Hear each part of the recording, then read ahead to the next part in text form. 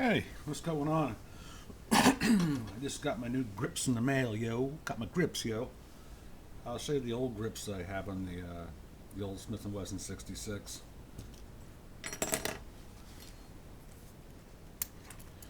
These are the old grips. Not really old, maybe a year old. These are rosewood. These are beautiful grips, man.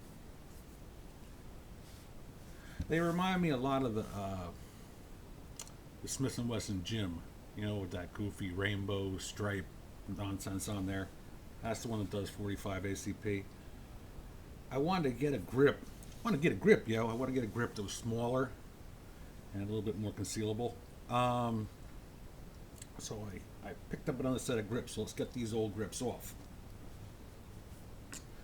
I think one of the things I like about these old revolvers is when you change the grips, it's like getting a new gun. It makes the gun look completely different. So I've been really excited. I've been waiting for these grips for 2 months to show up. Custom handmade mahogany. It's really easy. All you need is a screwdriver.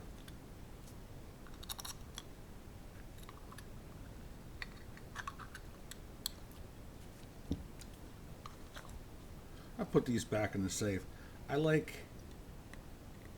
These are comfortable grips to shoot with. I'll say that. They're real shiny and real supple, but I'm always afraid I'm going to get a gun stripper on them or something. So I usually take them off and then clean the gun. So let me show you the new grips. These are the new grips. These are nice, man. Usually you see these things online, the old ones, and they're all like beat up and chopped up, but they're really not manufactured too well. These are beautiful, man. Look at the wood. Look at the craftsmanship on that. And it doesn't have that hokey gold S&W symbol on there, which I couldn't stand. I liked the silver medallion on there. Brass hardware, brass screws, and this is a little chunkier. Not so much big, but chunkier width-wise. So it fills the hand, kind of like a SP or GP 100, the Ruger single action. I think it's GP 100. Is GP? I think it is GP. Kind of like that, where it looks really cool. So let's go ahead and slap them on here. And this one would be more, I guess, sort of OEM. It's not OEM. This is something I had made for me, but the OEM version doesn't cover up the Smith & Wesson insignias on there, which was kind of a bummer with the old grips. They used to cover it up. So let's see if they fit. And the part number is 1090.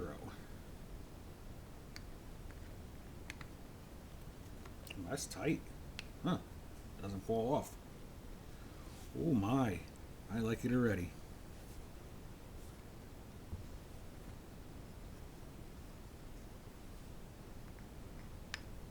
Oh, that's really tight. Huh. That's shocking. I never even handed over my gun to get these grips. They were just made for them.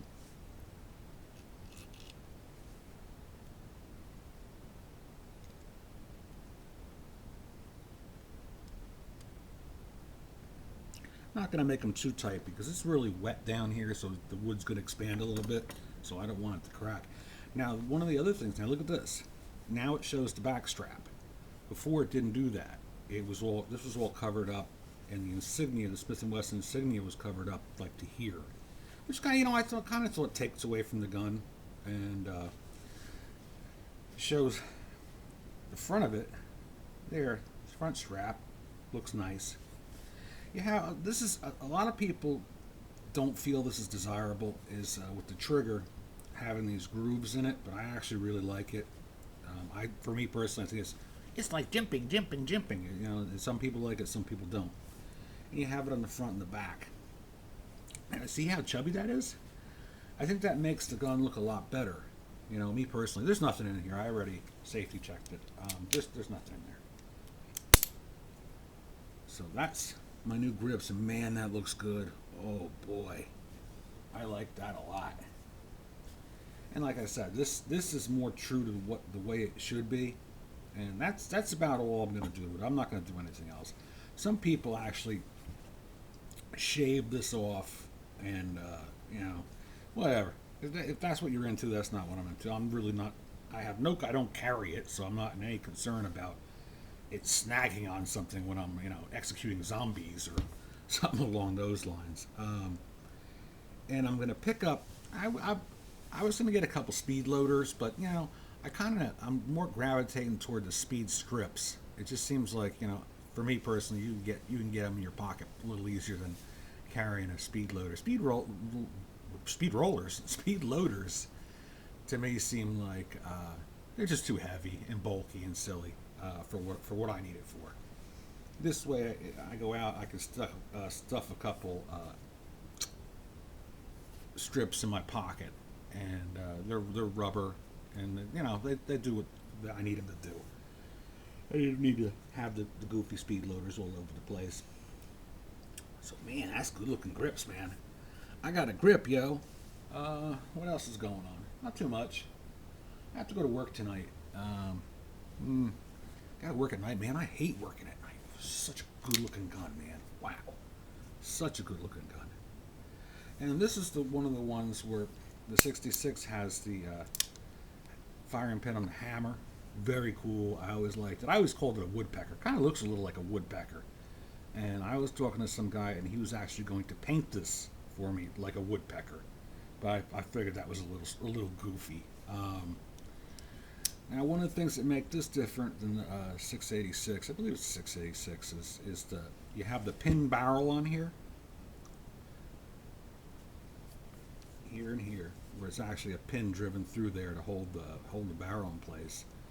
Why is it more desirable? I have no idea. And one of the other things is you have recessed cylinders in here. Let me get me a bullet, yo.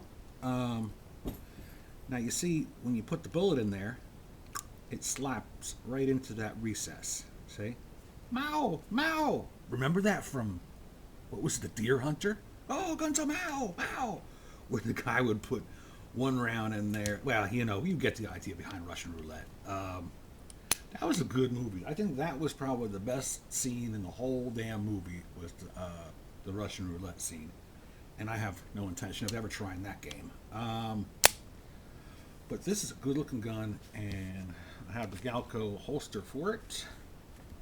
Slip that bad boy in there. Double check. Always like to double check. Don't want to be like, kind of take my gun out of the cabinet and mow, mow, mow, guns are mow. You get the idea. I had something really strange the other day, which I never actually had before. Fried bologna.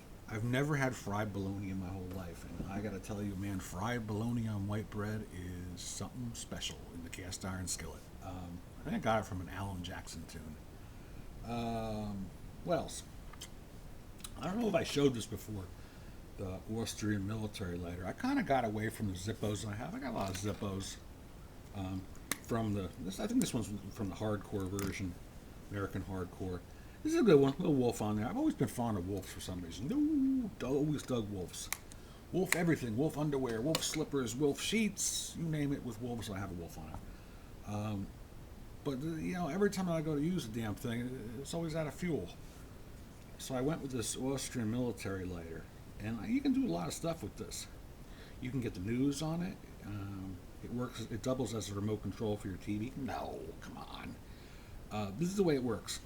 You have a cylinder here. Looks like a candle, see? And you take the back off, and you put the fuel in there. And it seems like the fuel lasts longer than in the Zippo. Insert it in here. Then it's simple. It's like tin. Lights right up. Pretty cool, huh?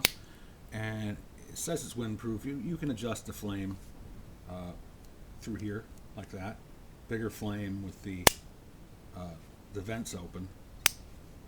Now, one of the other interesting things about this is you can use it. I mean, it's user friendly when you're starting a campfire, which is not. I can't say that about too many lighters. So you light it like that.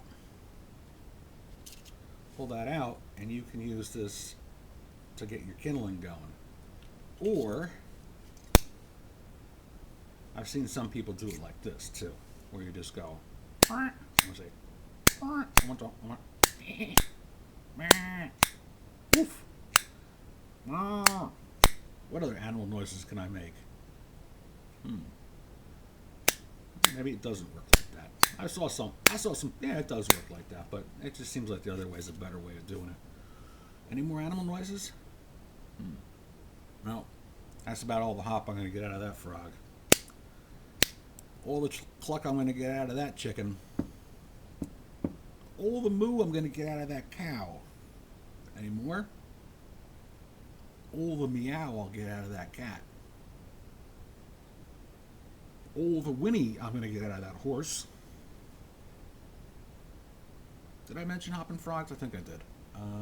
Anything else? Oh, I know I got one more. One more. All the cackle. You're going to... Well, what the heck cackles? I know a couple chicks cackle. But, yeah, I think that's it. I think I'm dry. I think that's all I got. So, have a happy and safe weekend. It's Saturday.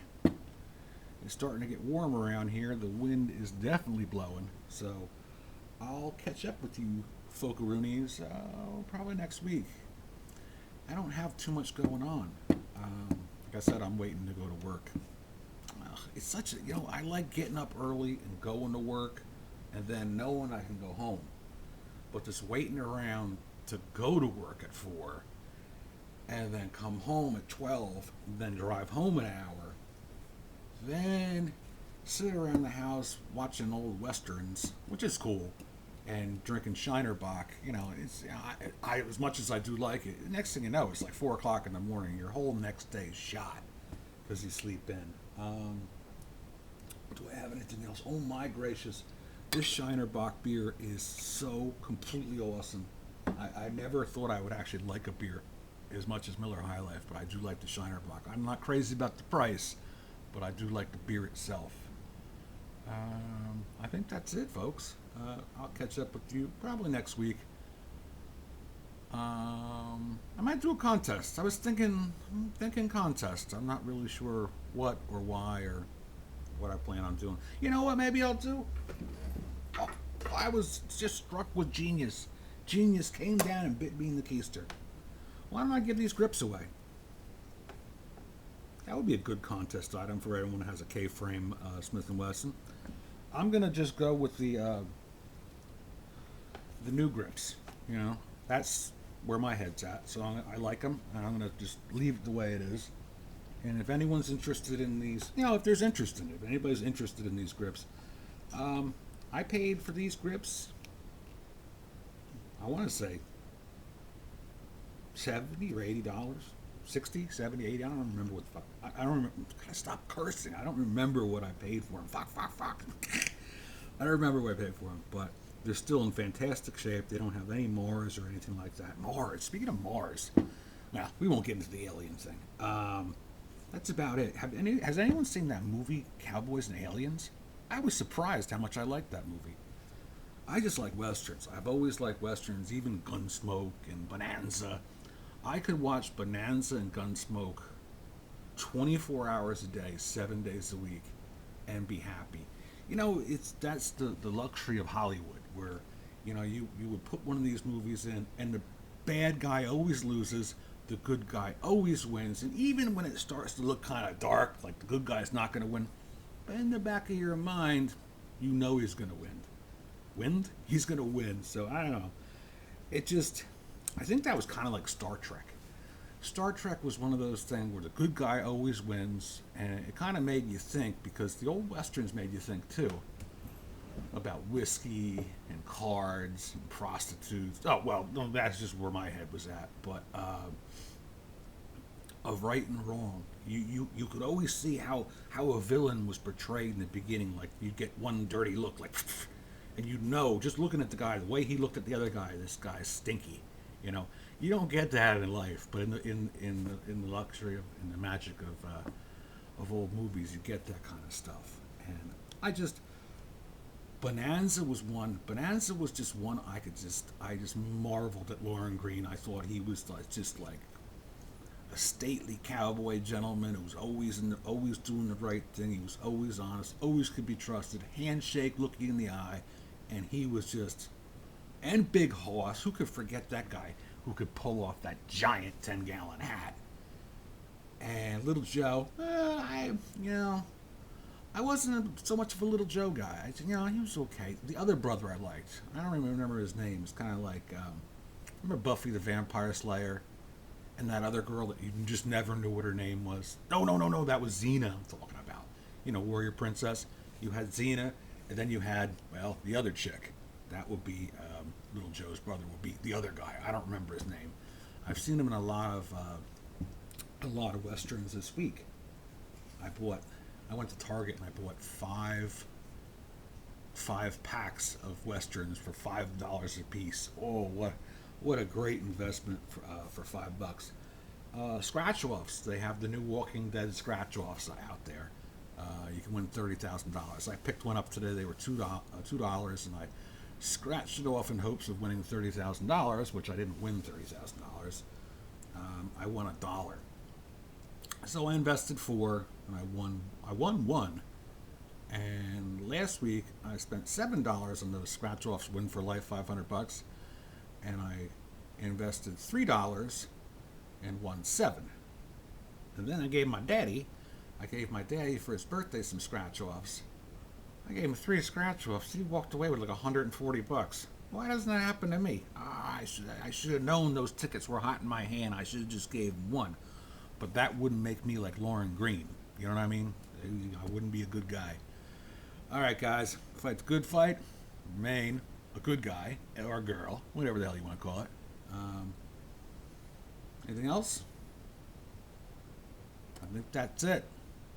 I could throw Cowboy Up in there. Anything else? Cowboy Up. Nah, I think that's it. Later, guys.